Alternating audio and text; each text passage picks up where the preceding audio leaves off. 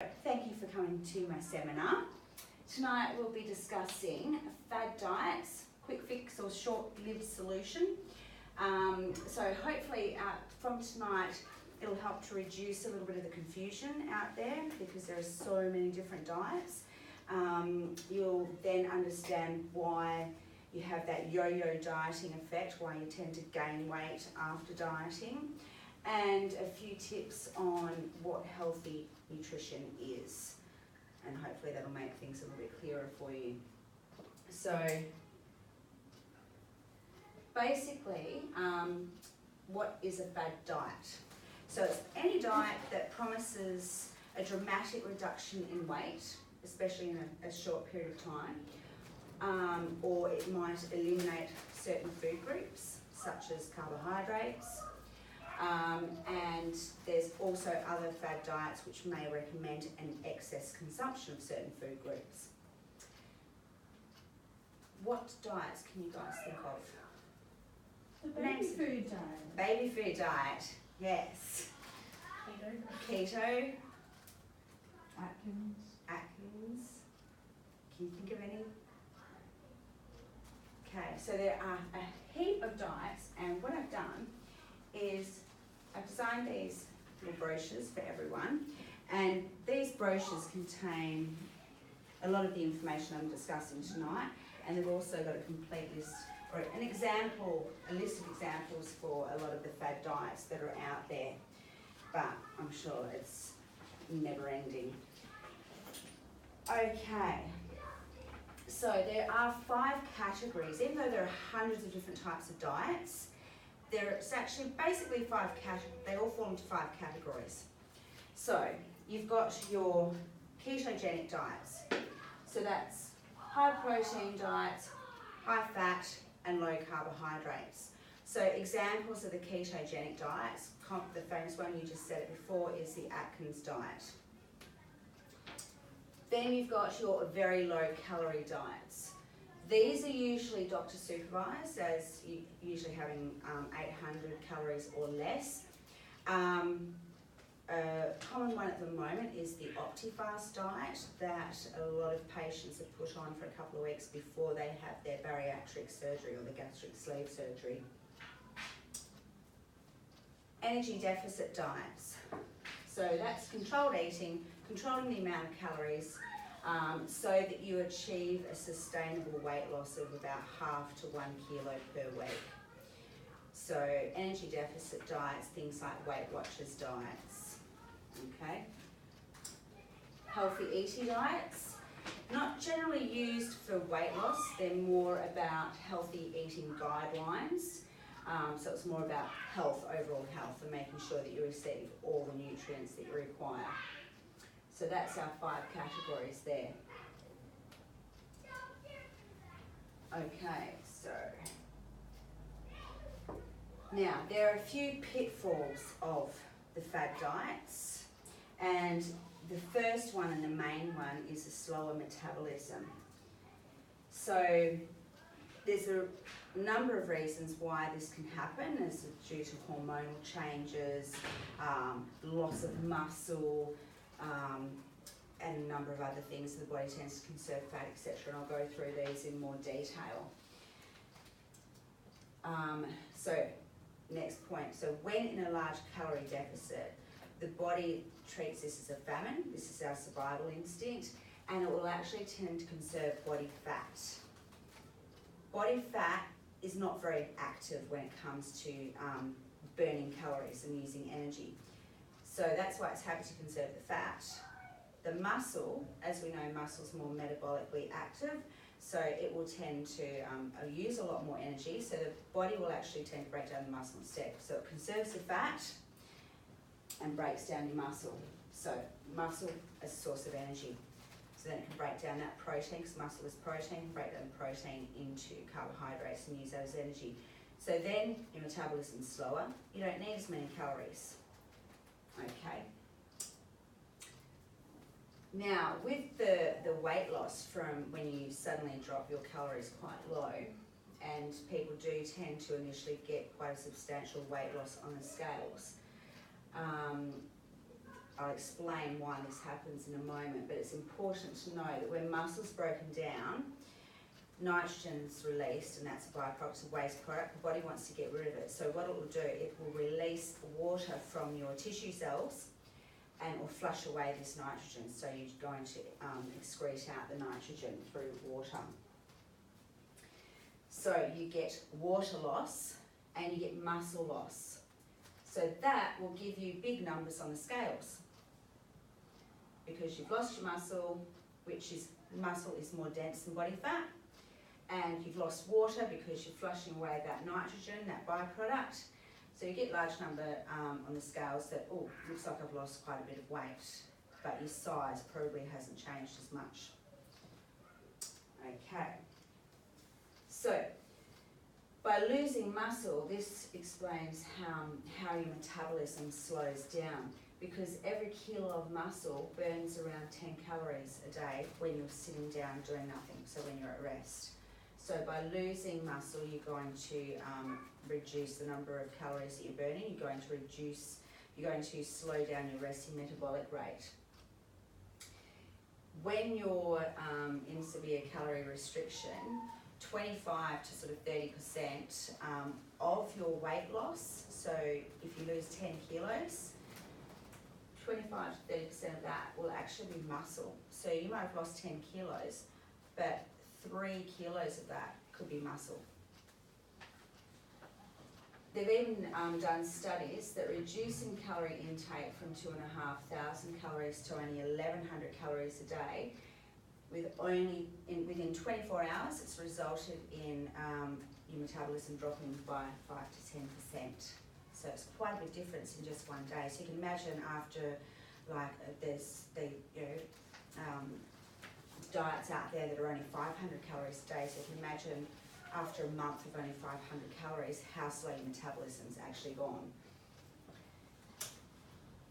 Okay. So the next pitfall that we have with the fad diets is that they become food restrictive.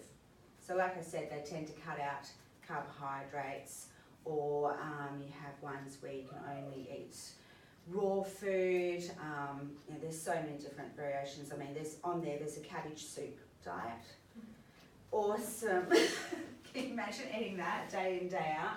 So they become very restrictive. So you're not very social when you go out. They eliminate whole food groups, dairy food groups and grains. Makes them boring, hard to stick to. Having the same thing day in and day out, cabbage soup. And often, especially nowadays, they have these new fangle-dangle foods that cost a fortune, and you've got to buy 2 kilos of it, but you only need a teaspoon. So they can have unnecessary and expensive ingredients, which is a common one. So back to when they eliminate the whole food groups, that can cause issues as well. So you can actually end up dehydration, weakness and fatigue, nausea, headaches, constipation, vitamin and mineral deficiencies by eliminating whole food groups. So, for instance, why this happens. Dairy, great source of calcium and protein. So if you cut out dairy, you've eliminated another source of calcium and protein. You cut out your whole grains, you're eliminating your B group vitamins, including folate, which is very important for people that are wanting to get pregnant. You're eliminating your iron, your magnesium, copper, zinc, and antioxidants. Also fibre in the whole grains as well. Carbohydrates, you're eliminating fibre and B group vitamins, and energy, because carbohydrates are a great source of energy. And then legumes, so there's, like, for instance, a lot of diets that you're not allowed to have the legumes, another source of protein and fibre. So, and when you eliminate fibre, fibre is really good to help reduce your bad cholesterol, and it also helps to slow the absorption of sugars and fats as well if you have a diet that's high in fibre. Okay. pitfall number 3. So a lot of the weight you will gain back and it will be from fat. So what happens when you're in a severe calorie restriction, there's an enzyme that is responsible for converting your carbohydrates to fats, and that is actually more active or increases in concentration when you're in that severe calorie restriction. So basically you will end up storing more fat.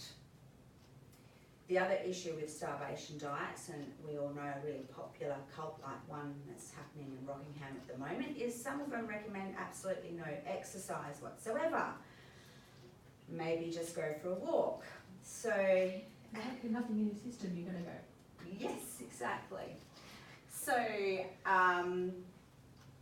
by doing that, the problem is you're already losing muscle because you're starving yourself and your body is turning to muscle as the source of energy, and you're not actually trying to conserve, and you're not trying to build any muscle because you're not doing any strength training. So that's what happens as well. A lot of people don't partake in strength training when they're on the starvation diets. So again, they're still losing muscle. Okay, so basically the 3 pitfalls that we had with the main pitfalls that we had with the fad diets was slower metabolism, very restrictive, and that you gain weight back, you gain it back from fat. Now you're probably wondering, well, what do we do? What is a balanced diet? Basically, I've got a little link on that brochure, and I'll also give you these handouts. If you follow the Healthy Eating Guidelines Australia or eatforhealth.gov.au, so this gives you your servings per day for men and women, and if you go onto their website, they actually have for boys and girls. They also have advice for people that are breastfeeding or pregnant, and they have advice on if you want to lose weight or maintain weight. So that is the best source of information. They also have calculators if you want to calculate your energy requirements per day, if you want to calculate your serving requirements per day. That's all on the Eat for Health website as well. So balanced diet, basically you follow the Australian Dietary Guidelines. So it's eating foods from all the five food groups. It contains the correct number of calories to either maintain weight, but of course that's different if you're wanting to lose weight or if you're needing to lose weight. It needs to be low in processed foods or highly processed foods, and low in sodium, salt, sugar, and saturated fats. Saturated fats and trans fats are what contribute to your bad cholesterol, so that's what you need to reduce. So basically you've got your 5 food groups, the Australian Guide to Healthy Eating. So you've got your grains and cereals, vegetables and legumes and beans, your fruit, your milk, which is yogurt, cheese and alternatives, reduced fat preferably. Then you've got your lean meats, poultry, fish, eggs, tofu, nuts, seeds and legumes are also included in this. Legumes and beans are included in that group as well. And you'll see the different serving sizes. So for instance, vegetables for a male from the age of 19 to 50, they want you to have 6 serves of veggies a day. Females, 5 serves of veggies a day. Now, it's actually got, when you go onto that website, or you can even see on that little handout, what a serve is. So for instance, a serve is a cup of salad, or a half a cup of beans, lentils, that type of thing. Your grains, one serves like a slice of bread, and there's other options there as well, so it runs through everything there. So, as you can see, you eat from the 5 food groups each day, and you limit that intake of saturated fat, salt, sugars, and alcohol to So it's also got there sometimes in small amounts. So alcohol is sometimes in small amounts. So only a few times a week. Okay. But it's actually really good, that website, when I had a look at it. Like the calculators and everything were very handy. So that's what you've got. You've got that little one on that handout there. So it tells you all your serving sizes. And you can even get,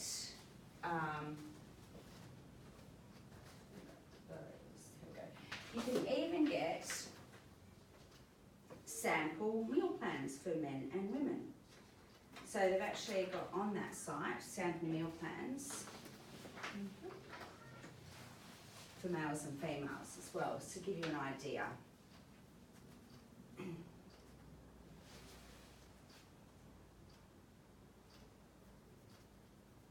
So have we got any questions so far? No? Cool. Okay, so how to eat healthy and lose weight. First thing, eat breakfast. We've been told that time and time again. And they've done studies and they've actually shown people who have managed to maintain a weight loss of about 15 kilos for a period of at least 12 months, those are the people that actually eat breakfast. So it does work. Drink plenty of water.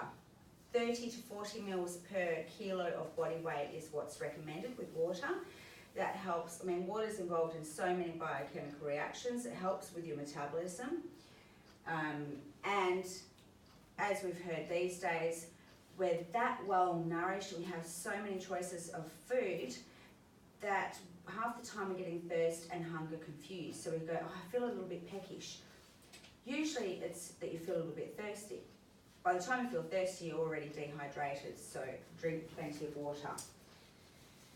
Eat whole natural foods. So like things like apples and oatmeal, broccoli, salads, all of that. They're nutrient dense, they don't contain a lot of calories, and they take up a lot of space as in your stomach basically, so they'll make you feel fuller. Include vegetables at least twice a day. And remember, you need 5 servings of veggies a day. So, you know, even if you can try, like, get carrot sticks in, like, for a snack or something like that. But vegetables are really important because you want them to take up at least 1/3 to a half of your meals. Even if you're having pasta, try and have a salad on the side and fill up on that salad first, because then you'll actually eat less of pasta. And if you're trying to lose weight, definitely want to try and take up half the meal. Okay, and include lean meat or meat alternatives as part of your meal as well. So that's going to provide you with the protein that you need to help build the muscles whilst you're doing your strength training at least twice a week. Okay. Fruit, it's not the enemy. It contains antioxidants, vitamins, minerals as well, fibre as well. And it's a really good alternative to like a sweet dessert. You can have some fruit instead, have a little mini fresh fruit salad. It's got serving sizes on there as fruit, like 1 serving might be a couple of apricots or an apple, okay? So again, it's going to increase your fibre intake. You want to include a serve of your dairy type foods, so you get that calcium in, low fat preferably. And use healthy cooking methods, so don't deep fry things. You want to try and grill or steam, that sort of thing. So healthy cooking methods for that. And eat the healthy portion sizes. So as you said, you've got that information there in front of you to help you with those as well. Because a portion is what you serve yourself. So some people, their portion of Wheat Bix might be, I can eat 10 Wheat Bix at breakfast at once. Whereas someone else's portion might be 2 Wheat Bix at breakfast. Serving size is what's written on the box, and you can then look at the nutrition label to work out calories and everything that's in that. So, is there any questions about anything so far? No? Okay, so basically, summary, fad diets, why they're not the best option. Restrict whole food groups, as we've seen, you can cut out carbs. By doing that, they can cut out fibre, they can cut out dairy, which cuts out calcium. They can cut out most food groups and just be focused on one food group to the extreme. And usually involves severe calorie restriction, right down to as low as 500 calories, as we've seen with some diets these days. Often recommend no exercise, which goes against our physical activity guidelines. Because they're so restricted, they'll be lacking in vitamins, minerals and antioxidants. Slow your metabolism because you've lost that muscle. Result in gaining more fat because you've lost that muscle and you've affected your hormones. So basically, if you want ideas on how to eat healthy, you go to that Eat for Health website, and it's set up all for you that you can have it calculate your energy requirements, calculate your serving sizes, and even give you sample meal plans that you can work with from there. So that's everything. And I've got no questions about anything at all. No? Wonderful. Does that clear up a few things for everyone? Yeah. Good ideas of what you can and can't eat and what actually a serving is as well. Because that's a bit, I think, that people get a little bit confused of when they say you have X amount of servings. So I couldn't eat that much a day. Yeah. We can go, like I said, you can go onto that site and they can actually work out, recommend for you, for your weight, height. And it actually says put your, what your ideal weight is in as well. So you don't have to put your weight is now, you can put it what weight you want to be, and then it will calculate your energy requirements from there as well. Okay, so thank you very much for attending.